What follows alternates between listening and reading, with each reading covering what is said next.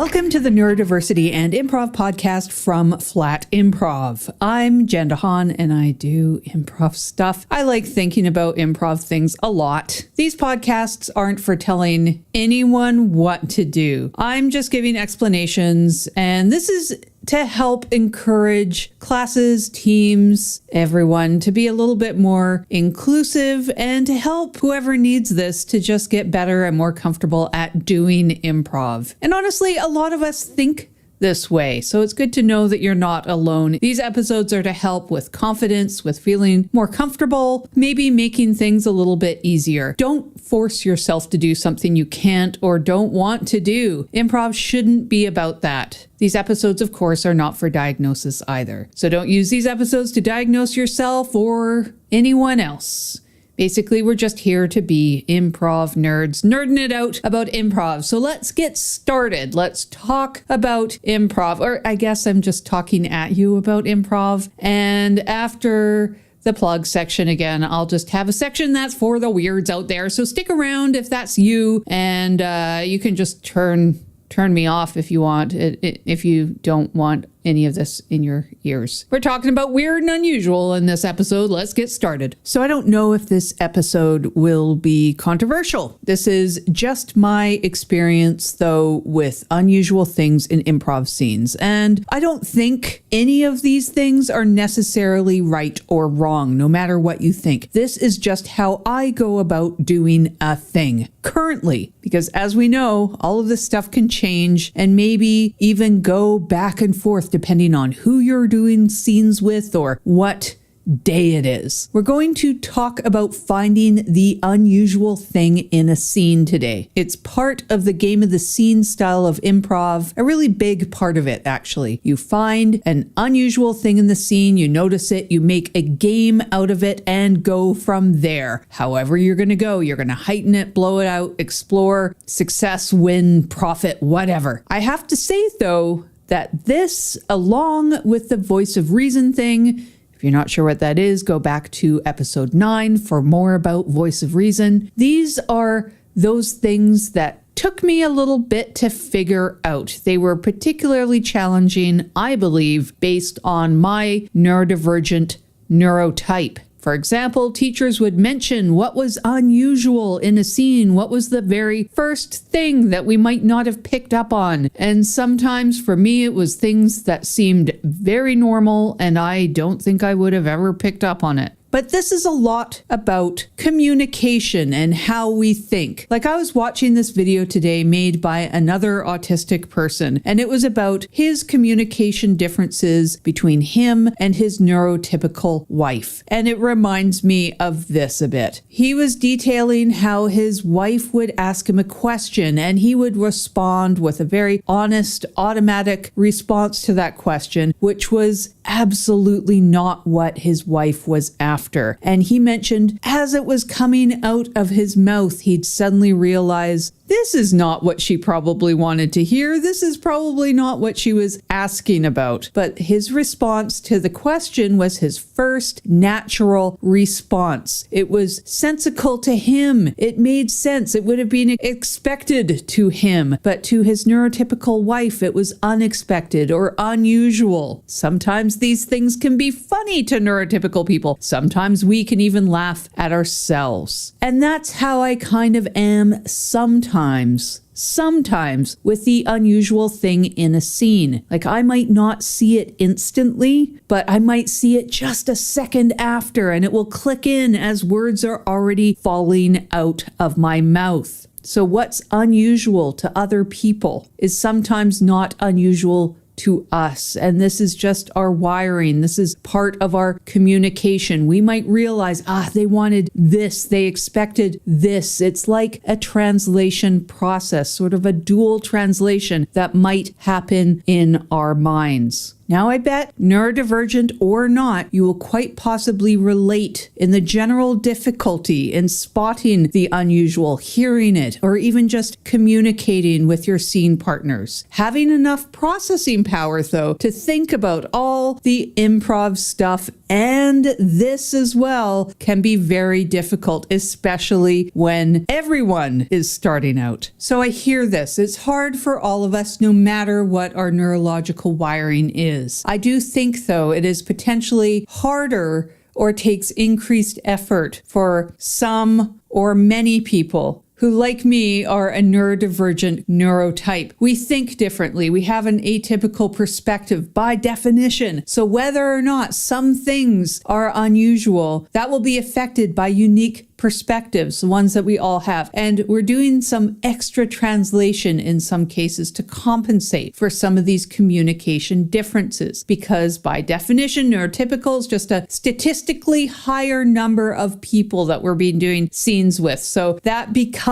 the default, but it doesn't mean that it has to become our default in the scene. Neurotypical and neurodivergent people often speak a different language, and it is due to these wiring differences, as we see in the earlier example about the husband and the wife. We have an extra layer on top of all the other communication challenges humans in general have as being unique human beings, and that is great. But some things get lost in translation even when we're speaking the same language. As we know, this can happen between regions and cultures and backgrounds. And this neurodivergent, neurotypical communication is one other way. And because we think weird things are normal all the time and vice versa for our neurotypical friends, this is key communication breakdown territory between scene partners, especially early on when we're learning everything else on top of it. Many things in a scene we will just pick up on as unusual quite easily. This isn't a universal case. Some things, though, we'll have to take maybe a beat to realize,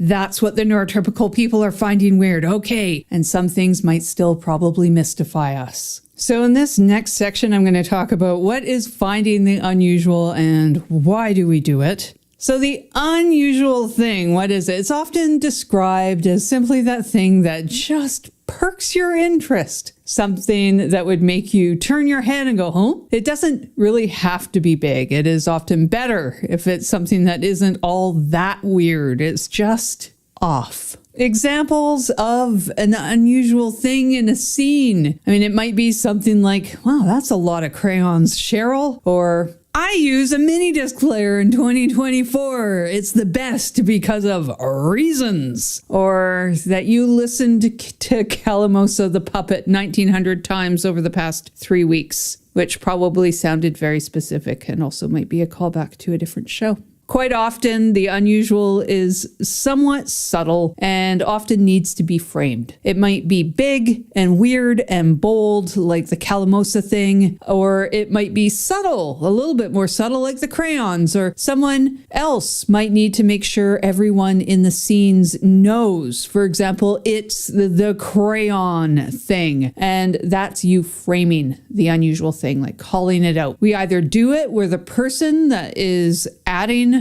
the unusual thing to the scene, usually it just comes out, we're not trying to force it in there, or we're listening for it. We're listening for the unusual thing. Maybe we're framing it, or maybe our scene partner frames it. At any rate, we all just end up on the same page at some point. More on this in a second.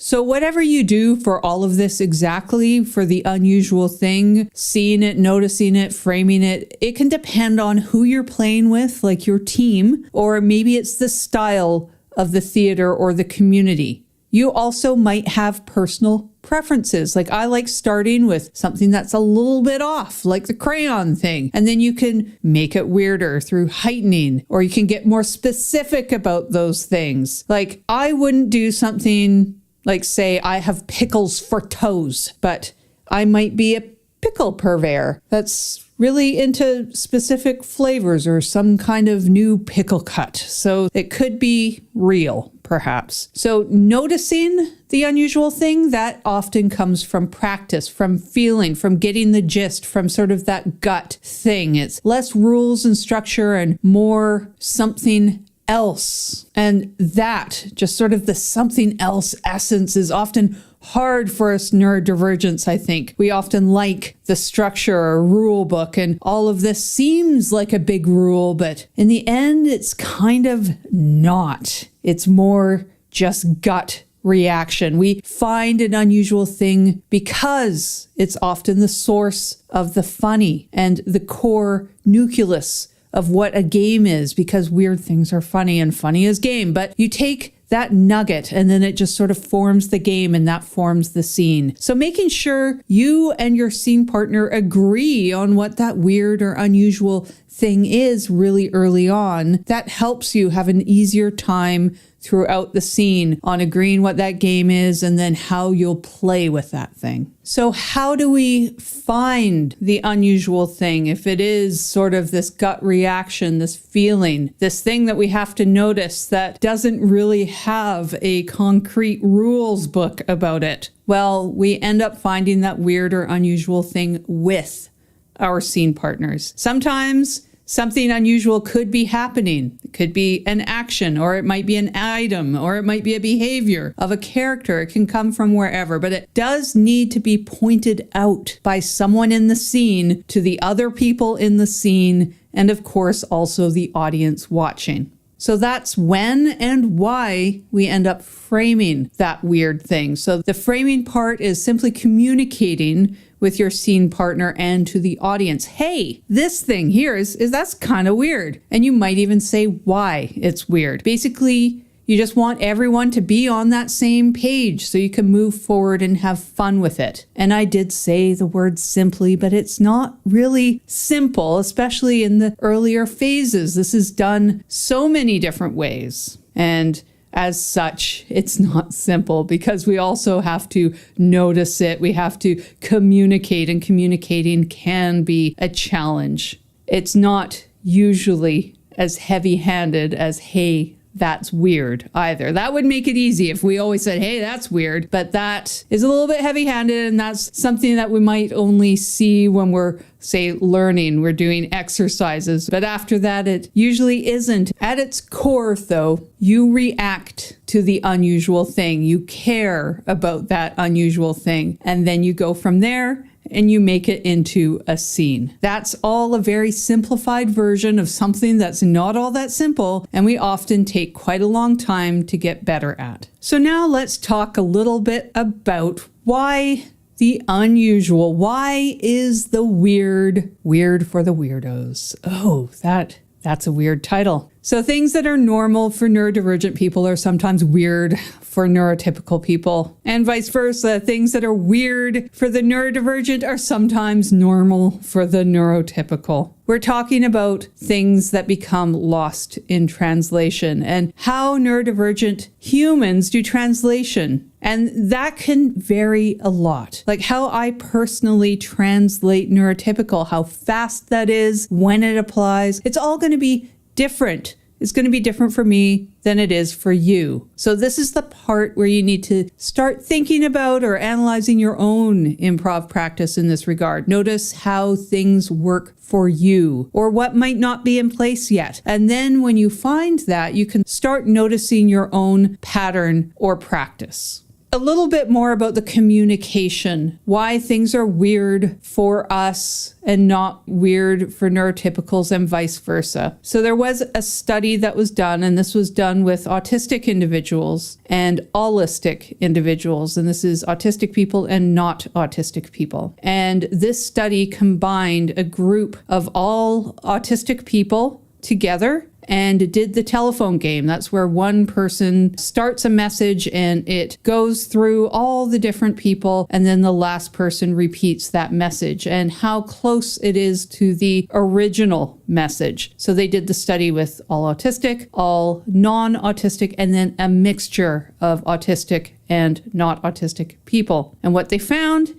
is in the group of all autistic people. The message was about the same at the end. The group of all not autistic people, message was about the same at the end, and the mixed group, the message was different at the end. So a simple demonstration of how communication differs between different neurotypes. So with these communication differences, of course, we're going to start interpreting things in different ways. Things are going to be understood that come out of our mouths in different ways, and this can really affect what we find unusual or not. Because a lot of the times, just the way that I might say something or the way that I might answer a question is seen as unusual, when to me, it just totally makes sense. And again, that's like the video I mentioned earlier with the husband and the wife. His answer that he gave made sense to him, but then he realized, oh, that is unusual and unexpected to my wife. And that's how some of the communication that we have in scenes may come out, quote unquote, weird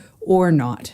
And this, of course, extends to experiences and all sorts of different things, like my regular activities that I do that are completely normal for me because that's the way that I live my life as a neurodivergent individual, I know is going to be unusual to neurotypical people. But we have to get used to sort of recognizing that, well, the majority of the audience is going to see this as unusual. So this is an unusual thing. And sometimes that might take a beat for us to remember because we're in the moment. We're just responding right out of our gut, right out of our head. And we have to do that little blip of transition. Oh yeah, that's right. That's going to be interpreted as unusual to most people. So it is, and that's okay. But we do have to give ourselves the understanding that it might take us a beat to recognize that in the moment. And that moment, that blip is perfectly fine. So will it always work though? Not always. It might kind of work in just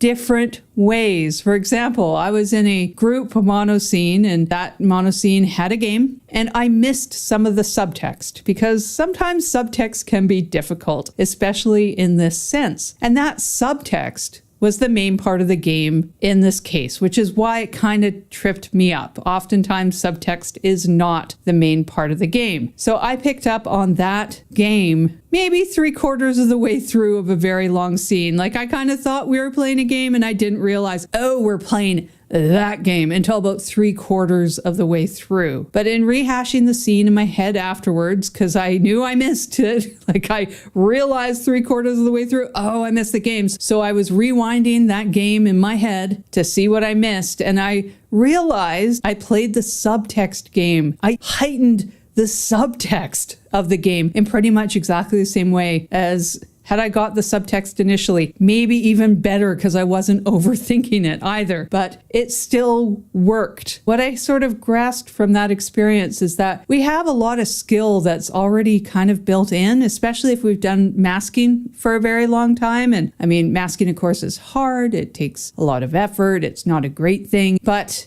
it is something that we have experienced for a very long time and that we already naturally apply to a lot of our conversations or experiences. And we sometimes have that masking kind of on autopilot. So it can apply to our scenes and can be kind of useful in that case, perhaps. It's also important to remember it's okay to play these things the way that you are. Because even if you don't get some things, like in this case, the subtext, some of the audience isn't going to either. So if you end up needing to clarify something in character, in scene, this can be a good thing that can be of service both to the scene and to your audience. So in this next section, we're going to look at why does it have to be the first thing, or does it have to be the very, very first unusual thing that comes up in a scene? So that is what some teachers will teach. They will say that the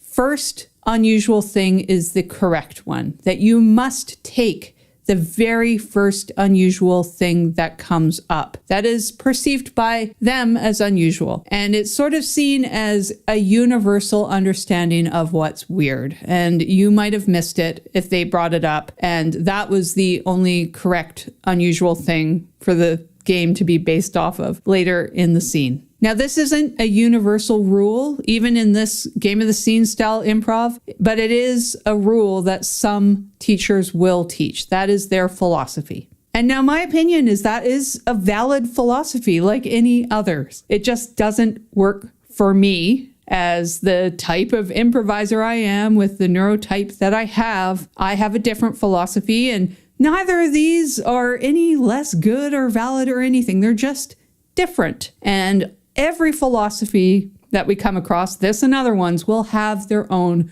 pros and cons. Just the con of needing to find the very, very first unusual thing in a scene, that con for my brain, it's too big. It has too many drawbacks. So I use a different one instead. And I do want to point out that neurodivergent people, some of us, myself included, can be rule followers. If I go into a space that has the rule that you must find the very, very first unusual thing in the scene, that is the correct unusual thing for the scene, that is what the teacher wants, my brain will immediately want to only do that thing perfectly. So I must find what they think is the unusual thing. I must get that thing that's in their brain that they noticed as the very first unusual thing that came up at all. And if I don't, I'm a failure. I need to cancel all of my future improv engagements. I must leave the community and go back to farming and never show my face in these parts ever again. That is how my brain works. But that is a bit.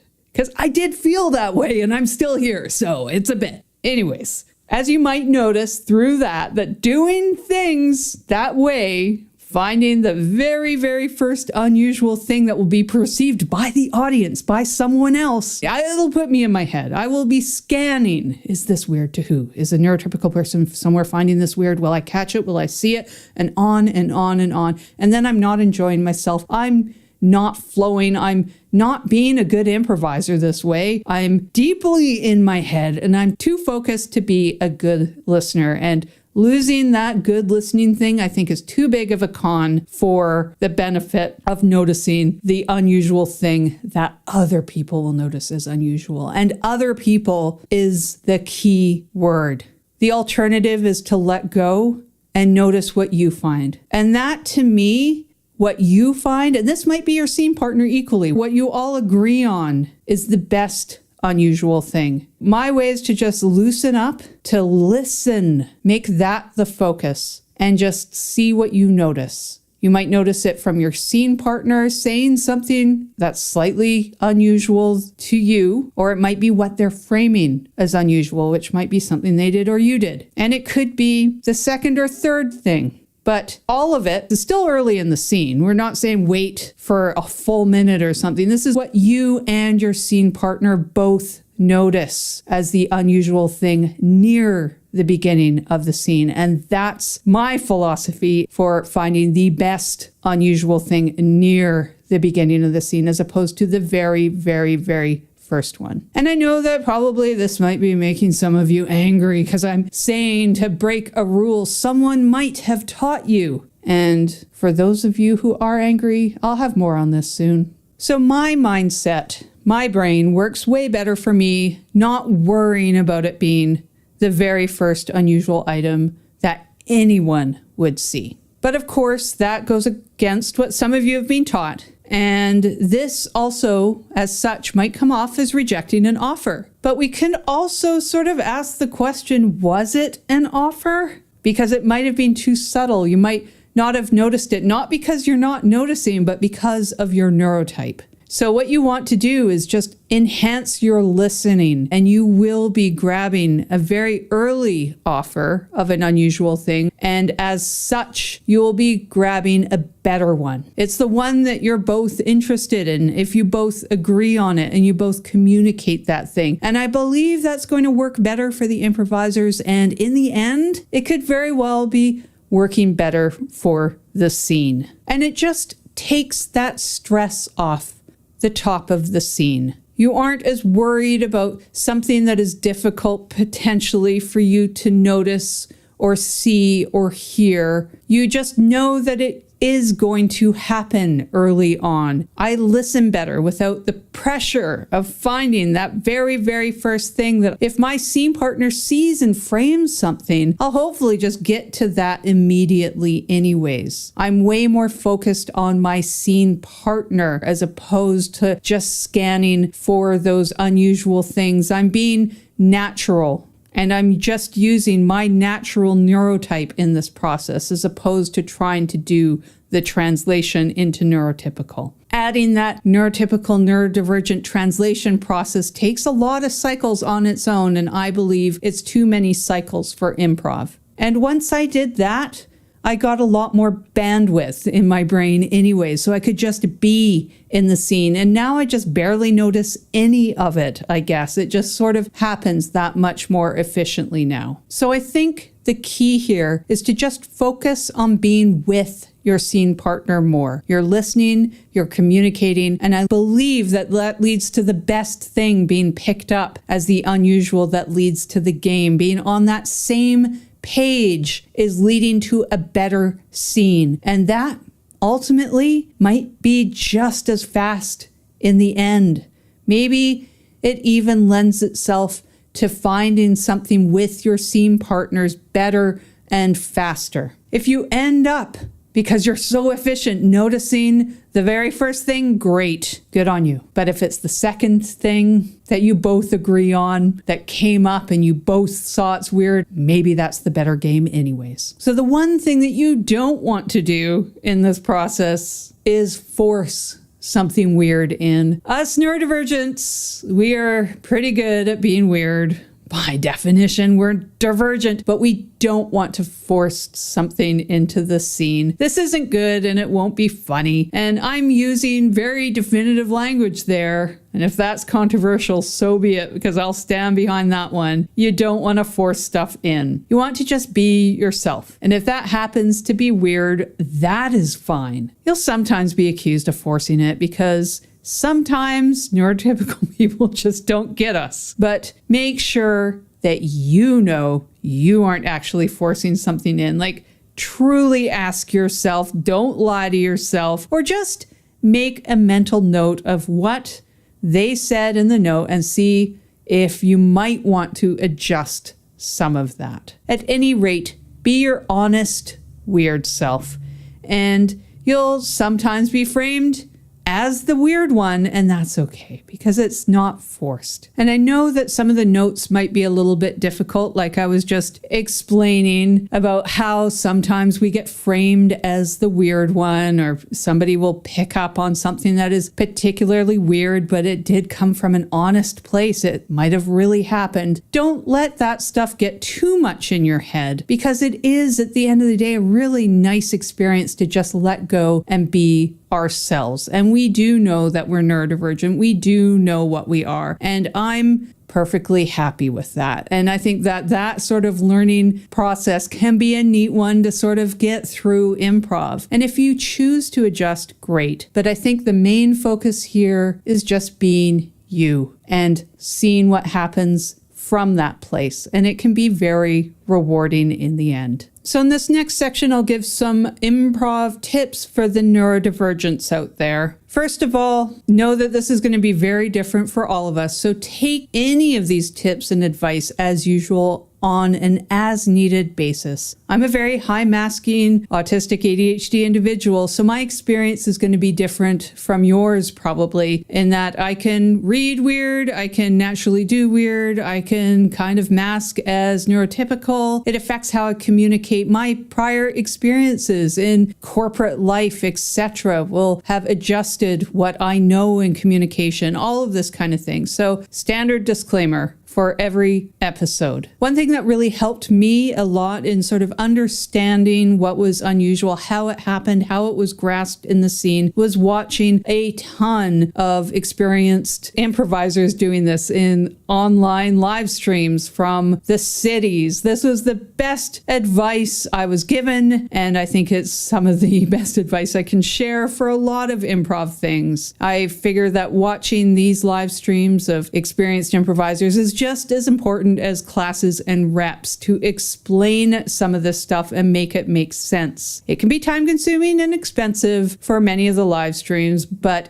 I do find it extremely helpful. So if you can access them, I do recommend those live streams. When you do want to connect with your scene partners at the top of the scene, to do the listening, to listen hard, to connect with them, do this in whatever way makes the most sense for you to connect. This could be through eye contact. It might not be. That might not be something that you can access, and that's okay. Play around and find the best ways to listen hard at the top of the scene and find which ways work best for you. At the top of the scene, don't be afraid to explore that base reality a little bit, to set it up clearly and make that make sense for you, because that firm foundation of knowing who your character is and where you are, all that sort of thing, is really going to help you find that unusual thing quickly. And someone will frame the unusual. It might be you, but it might be one of your scene partners. Make sure you're just scanning for that unusual thing or scanning for the framing. You can also rely on the framing. If you have difficulty picking out the unusual thing because maybe it doesn't make sense to you, watch for the framing, because somebody will do that framing. So maybe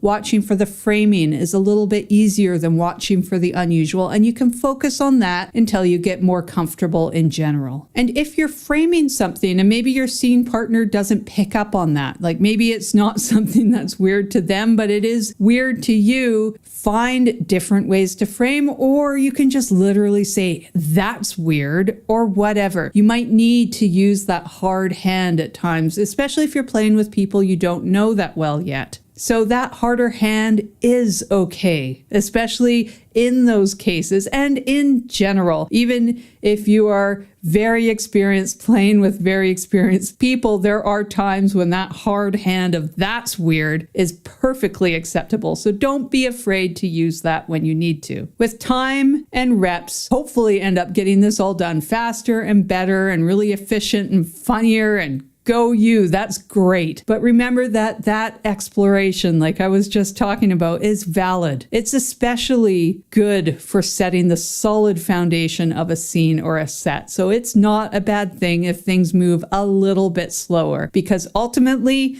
it might make for a better scene in the end. And that solid foundation can help with other things like setting up stronger characters or giving you the better foundation for secondary games that you can flip between. So don't be afraid to explore a little bit. So what if you have issues in this area? Well, one of the things that you can do is to ask for a set way to point out the unusual and frame it. This might be in a learning context, it might be in a class, or you might be coached, etc. Or you might be just working with a team practicing this particular thing so you can all communicate better. You might ask for a specific type of reaction. This can be physical, it could be verbal, like, wow, that's weird. It doesn't matter. This is just to learn. So whatever works best for you, whatever you notice best, see if you can set up a very specific reaction that's used to frame the unusual. And that can make it a little bit easier to start noticing unusual things in general before they're framed. So you can frame them eventually. If something doesn't make sense why it's weird, discuss this afterwards. Ask your teacher or your coach or even your scene partner, why did you find that weird? I just didn't understand myself. And this isn't a commentary on your scene partner or you.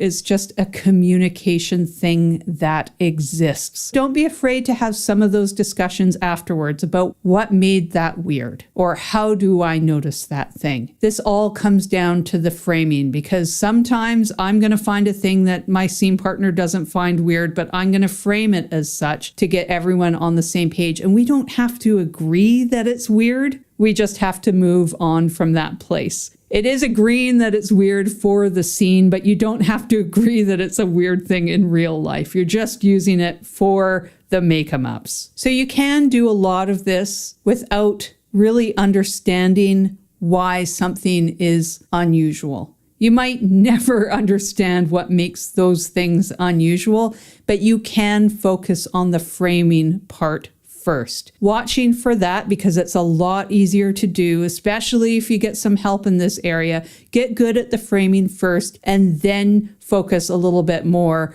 on noticing the unusual thing. And you can even take something pretty mundane that might not be unusual, but frame it as such. So a lot can get lost in translation between neurotypical and neurodivergent improvisers, and sorting out what is unusual in a scene can be a source of difficulty for all of us, regardless of neurotype. But it can be especially hard or a little bit harder when we have different cognitive wiring to start off with. And that's just because we communicate differently. We can work on this communication though, and that's going to be using techniques like framing the unusual thing and listening in more efficient ways to get there. And hopefully not worrying about it being the very, very first unusual thing that other people find unusual. It's really useful to work with trusted improvisers that you know, say in a practice group, to try some exercises to get used to recognizing patterns or how people frame in order to get used to noticing the unusual thing. It's also a great practice to watch really seasoned improvisers, say on those live streams, to see how it's done by those with a lot of experience. See if you can maybe pick out some of the unusual things before they're heightened. See if you can see the improvisers noticing it or framing it in that top of the scene. See if maybe you can notice some of the subtle reactions as well. What do they look like? Get good at predicting